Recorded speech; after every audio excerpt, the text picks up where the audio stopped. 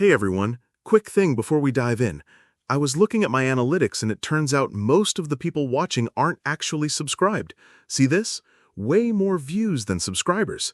If you're enjoying the videos and want to see more, hit that subscribe button. It really helps the channel grow and you'll never miss new uploads. Alright, let's get into it. I've been playing VR games for 5 years. Among Us VR became my go-to stress reliever after long shifts at the data center. Familiar mechanics, predictable chaos, 10 minutes of mindless fun. Simple. Safe. That's what I thought, anyway. The first time I saw him was on a Tuesday night, around 2 a.m. I joined a random lobby called Night Shift 2024. 10 players, standard rules, the Skeld map. Nothing unusual. I spawned in cafeteria and headed straight to security to knock out the camera monitoring task. As I cycled through the feeds, counting players out of habit, something felt off. I could see 9 players scattered across the map doing their tasks, plus myself, 10 total. But on the cafeteria feed, there was an 11th figure. A crewmate in a dull gray suit standing motionless in the center of the room. No nameplate, no idle animations, just there. I blinked hard, thinking it was a rendering glitch. VR displays sometimes lag, especially on older headsets like mine. When I looked again, the figure was still there, but slightly turned, as if it had noticed me watching. Weird, I muttered, switching to other camera feeds. The gray figure didn't appear on any other monitor, just cafeteria. I decided to check it out in person. When I reached cafeteria, it was empty except for Yellow running through on a task route. No gray figure anywhere. Back to security, still on the camera feed, still staring at the camera. The round ended normally, imposters won, we all returned to lobby, I said my goodbyes and logged out. Just another typical game session. I chalked it up to a rendering bug and forgot about it. For the next few days, I didn't think about the gray figure. I played Among Us most nights, different lobbies, different maps, different players, everything normal. Until Friday. I was playing on Polis when I checked the security office cameras. There he was again. Same gray suit, same motionless stance, this time standing in specimen storage, facing the camera. Directly. "Did you guys see a gray player in storage?" I asked over voice chat. "Gray? Nah, man, we don't have gray. You feeling all right?" I checked the player list. 10 players. Red, blue, green, pink, orange, yellow, black, white, purple, brown. No gray. But there he was on the camera feed. This time I didn't investigate in person. Something about the figure's perfect stillness unsettled me. I finished my tasks quickly and was relieved when the round ended normally. Saturday. Mira HQ. Gray figure in communications. Sunday, the Skeld again, gray figure in electrical, and somehow standing in the same spot where another player was completing the breaker task. They occupied the same space, but the other player showed no awareness of the gray figure's presence. Monday, Polis, gray figure in laboratory, and this time when I looked at the feed, it waved at me. A slow, deliberate wave directly at the camera, directly at me. That's when I realized I was the only one who could see him. By Tuesday, I was checking security cameras obsessively in every game. The gray figure appeared in 80% of my matches, always on the feeds, never visible in person, always watching the cameras, always aware of me. I started taking screenshots, but they never showed anything unusual, just empty rooms on normal players. The gray figure didn't exist in the saved images, only in my live view. Was I losing my mind? VR-induced psychosis was a real thing. Spending too much time in virtual environments could cause hallucinations, dissociation, reality confusion. Maybe I needed a break. But I kept playing. I told myself I needed to understand what was happening, that running away wouldn't solve anything. Deep down, I think I was becoming obsessed. The gray figure was becoming as much part of my Among Us routine as checking tasks or calling emergency meetings. Wednesday night changed everything. I joined a lobby on the airship, 10 players as usual. The round started, and I immediately headed to security to check the cameras, my nightly ritual now tinged with dread. The gray figure was there, in the main hall, but something was different. It wasn't just standing anymore. It was looking around, turning its head slowly as if searching for something. For me. I watched, transfixed, as it moved to the center of the room and stopped. Then it did something it had never done before. It looked directly at the camera and pointed. Not a wave, a point directly at me. My hands started shaking. This felt like an escalation, like our strange one-sided relationship had shifted into something more dangerous. But the round continued normally. Other players ran past the gray figure in main hall completely unaware. Tasks were completed. An emergency meeting was called over a suspicious vent. Everything seemed fine. When the round ended, I expected the usual return to lobby. Instead, the screen flickered. All the other players' avatars froze mid-animation, then slowly faded away, like they were never there. The return to lobby button never appeared. I tried to open the menu to leave the game. The entire interface was gone. No settings, no options, no leave button. Just me, standing in security, completely alone. My breath started fogging slightly in the VR display. When I turned back to the cameras, all the feeds were static, except one. The cafeteria feed showed a single message in green text: "Game over." I tried removing my VR headset. It wouldn't budge. The strap felt impossibly tight, like it had fused to my head. That's when I heard my own voice coming through the headset speakers. "Hello, Marcus." I hadn't spoken. My mouth was closed, but I could hear my own voice, slightly distorted, coming from the game. "I've been waiting so long to play with just you." The voice was definitely mine, but the words weren't. I was hearing myself speak sentences I'd never said, in a tone I'd never used: cold, predatory, patient. On the security monitors, I could see the gray figure standing in cafeteria. For the first time, it had a nameplate: Marcus. My name. My real name, not my Among Us username. I used a generic username like everyone else. There was no way the game could know who I actually was. I tried the menu again, still nothing. Tried removing the headset. It wouldn't budge. Then, on the cafeteria feed, the gray figure moved. Not the usual player movement. This was deliberate, purposeful. It turned toward the camera, toward me, and started walking, heading for the corridor, heading towards security. I cycled through the camera feeds frantically, tracking its progress. Main hall, upper engine corridor. It was moving methodically, but steadily in my direction, checking rooms as it went. I had maybe 2 minutes before it reached security.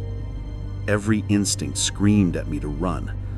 I didn't understand what was happening, didn't know what the gray figure would do if it found me, but I knew with absolute certainty that I couldn't let it reach me. I bolted from the security room. The moment I stepped into the corridor, I knew something had fundamentally changed. The ship felt different now, larger. The corridors stretched longer than they should, and rooms I thought I knew well had unfamiliar corners and shadows. The familiar layout of the Skeld had become a labyrinth. I was completely alone, except for the gray figure, who I could track through security cameras whenever I dared to stop and check a monitor. It moved methodically through the ship, checking every room, every vent, every hiding spot, hunting me. I realized this had become a different kind of game entirely. I had to stay ahead of the gray figure, had to keep moving, had to find some way out of this digital prison, because somehow I knew with absolute certainty that if it caught me, if it touched me in this virtual space, Something terrible would happen to my real body. I could feel it. The connection between my physical self and my virtual avatar had become too real, too erectane. Whatever the gray figure was, it could hurt me through the VR interface. So I ran. I developed a pattern. Check security cameras, plot the gray figure's location, move to the furthest room, repeat. It worked for a while. The figure seemed to be searching randomly rather than tracking me directly. But then it started learning my patterns. I'd check the cameras and see it waiting in the room I'd planned to go to next. It was reading my intentions somehow, staying one step ahead. I switched to hiding. The airship had plenty of places to tuck away, behind the large cargo crates in cargo bay, in the shower stalls in the bathroom, crouched behind the meeting table in the cockpit. I'd hide, stay perfectly still, and wait for the gray figure to pass by. The first hiding spot worked. I watched through the doorway as the gray figure walked past cargo bay, its head turning slowly from side to side, searching. It continued down the corridor, and I allowed myself a moment of relief. The second hiding spot failed spectacularly. I was tucked behind the meeting table when I heard those two realistic footsteps approaching. The gray figure walked directly into the cockpit, moved straight to the table, and stood on the other side, waiting, like it knew exactly where I was. I bolted before it could round the table. Next, I tried using the vents, Among Us's signature mechanic, quick travel between distant locations. I jumped into the vent in electrical, popped out in security, then immediately jumped into another vent before the gray figure could track my movement. For a while, this worked brilliantly. The vent network became my escape route, my secret passages. I could cross the entire ship in seconds, completely bypassing the gray figure's methodical room-by-room search. But the gray figure adapted. I emerged from a vent in medical and found it standing right there, waiting at the vent exit. I barely managed to duck back in and take a different route. It had learned to predict which routes I'd take. It was learning faster than I could adapt. Desperate, I started sabotaging the ship's systems. If I closed doors behind me, maybe I could slow the gray figure down, buy myself precious seconds. I ran through the main hall and triggered the door locks, sealing the corridors behind me.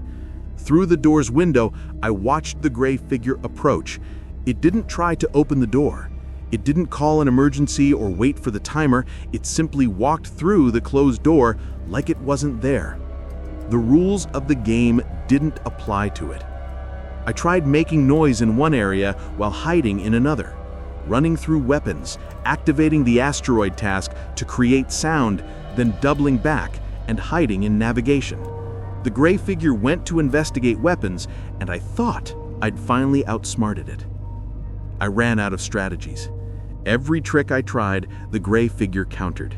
Every hiding spot I used, it eventually found. Every escape route I took, it learned to predict. The cat and mouse game lasted hours, or felt like hours. Time moved strangely in this isolated version of the game. My real body should have been cramping. My eyes should have been dry from the VR display, but I felt nothing except the digital environment and my growing exhaustion. I was running out of places to hide, out of clever ideas, out of hope. That's when I made my mistake. I'd been evading the gray figure for so long that my reaction times were not as fast as before. Exhaustion had started to slow me down. So when I saw it enter electrical on the security feed, I figured I had enough time to grab some supplies from storage before it finished searching and moved on. I was wrong. The gray figure was waiting in storage, standing perfectly still in the center of the room. Up close, I could see details I'd missed on the cameras. The suit wasn't just gray, it was faded, worn, with dark stains around the seams. The helmet visor was completely opaque, showing no reflection, no indication of what might be inside. "Hello, Marcus," it said in my own voice. Before I could react, it reached out and grabbed my left arm. The pain was immediate and overwhelming. Not VR haptic feedback, real physical agony shooting up my arm and into my shoulder.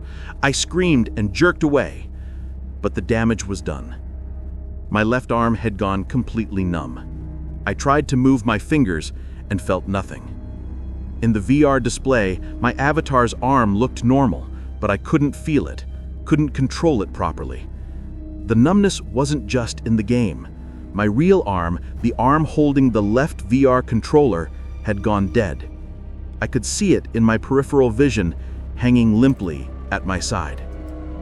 The gray figure hadn't moved. It just stood there, waiting. I ran. With one arm useless, navigating the ship became much harder. I couldn't operate doors quickly, couldn't balance properly when changing directions. The gray figure seemed to sense my weakness and became more aggressive in its pursuit. I developed a new strategy. Instead of trying to evade, I focused on finding an exit. There had to be some way out of this corrupted game session. Some button, some menu, some command that would break the connection. I tried everything I could think of. Voice commands, gesture controls, even deliberately trying to trigger motion sickness by spinning in circles, hoping it would force an emergency logout. Nothing worked. But then I remembered something from my early VR gaming days, a debug command that some games retained from their development phase. It was a long shot, but I had to try. In the admin room, I found a terminal and started inputting the command sequence. The gray figure was getting closer. I could hear realistic footsteps echoing through the ship's corridors. The terminal screen flickered. Text appeared. Emergency exit protocol initiated. The game world started dissolving around me. The walls became transparent, the floor started falling away, and finally, blissfully, the VR display went black. I woke up in my real room, slumped in my gaming chair. My left arm was still numb, but sensation was slowly returning. According to my computer's logs, I'd been in VR for over 6 hours straight. My left arm took 3 days to fully recover. I told my doctor it was a pinched nerve from sleeping wrong. I uninstalled Among Us VR immediately, deleted my account, removed the game from all my platforms, blocked it on my content filters. I was done. Whatever the gray figure was, hallucination, glitch, or something worse, I wasn't going to give it another chance to hurt me. For the first week, I didn't touch anything VR related. I couldn't even look at my headset without feeling phantom pain in my left arm.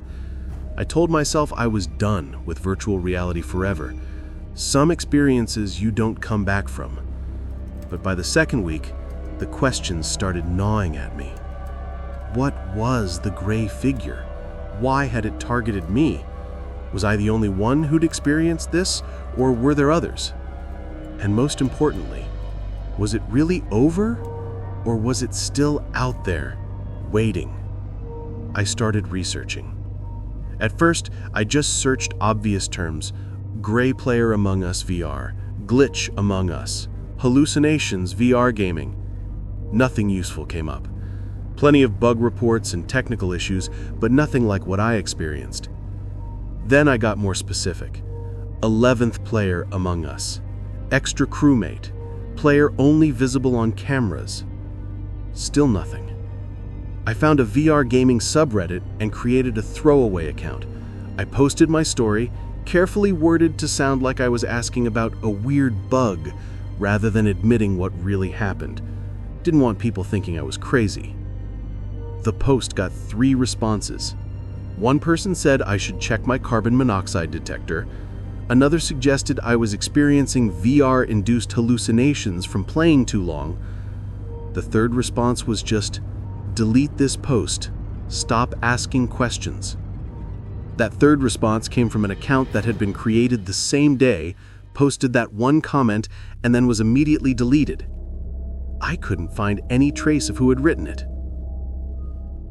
For the next 2 weeks after, I played flat-screen games, watched movies, read books, anything that didn't require putting on a headset.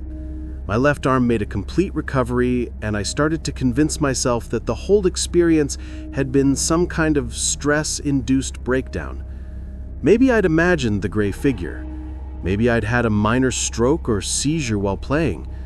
Maybe the arm numbness was just a coincidence. I almost believed it. Last Friday, my friends convinced me to try a new VR game called Tactical Ops.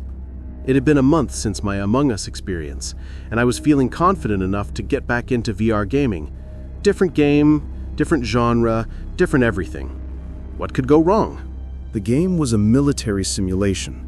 Realistic weapons, squad-based tactics, large outdoor maps. Nothing like the colorful cartoon world of Among Us. I felt safe. We played for about an hour, working through various scenarios and training missions. I was actually enjoying myself, feeling like I'd gotten past whatever psychological issue had caused my Among Us problems. Then, during a break between missions, I decided to check out the game's spectator mode. It let you fly around the map and observe other players from different angles, useful for learning tactics and map layouts.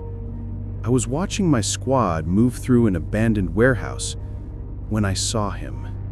In the corner of the spectator view, partially hidden behind a concrete barrier, stood a soldier in gray camouflage fatigues. No nameplate, no squad designation, the same perfectly still posture I remembered from Among Us. But it wasn't the gray crewmate anymore. The figure had adapted to this new environment, taken on the appearance that would let it blend in. Gray military gear instead of a gray spacesuit, but the same presence, the same wrongness, the same patient, predatory stillness. It turned toward my spectator camera and raised its hand in that slow, deliberate wave I remembered so well. I immediately quit the game and ripped off my VR headset. My friends were confused when I made excuses about feeling sick and logged off for the night. That's when I understood the truth. The gray figure wasn't tied to Among Us. It wasn't a glitch in one specific game or a hallucination brought on by a particular virtual environment. It was something that existed in VR space itself.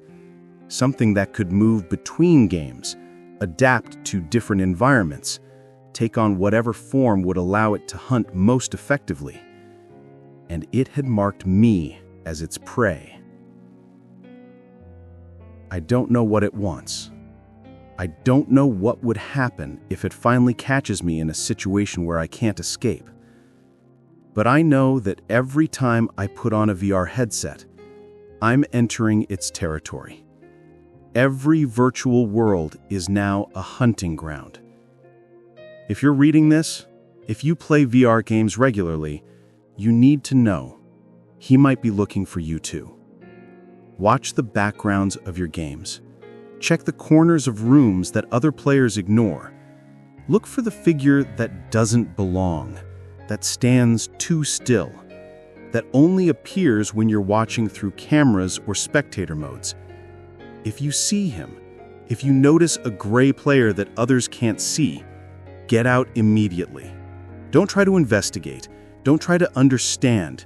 Just leave the game, take off the headset, and stay away from VR for as long as you can. Because once he notices you noticing him, you become part of his game. And in his game, there's only one rule. Don't get caught.